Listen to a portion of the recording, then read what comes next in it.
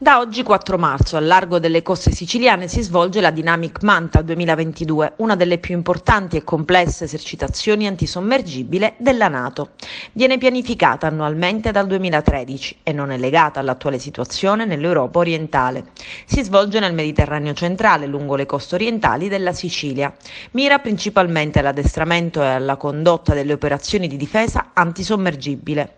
Quest'anno 4 sommergibili provenienti da Francia, Grecia, Italia e Stati Uniti, sotto il controllo del comando sommergibile della NATO, si addestreranno insieme a 11 navi provenienti da Canada, Francia, Grecia, Italia, Spagna, Turchia e Stati Uniti.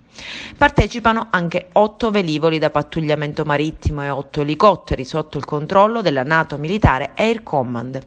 Tutto sotto il comando del contrammiraglio Mauro Panebianco, comandante del secondo gruppo navale permanente della NATO.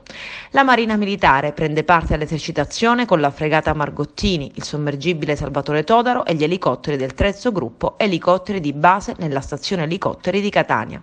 Inoltre l'Italia assicura il supporto logistico della base navale di Augusta e della base aerea dell'Aeronautica Militare di Sigonella a Catania.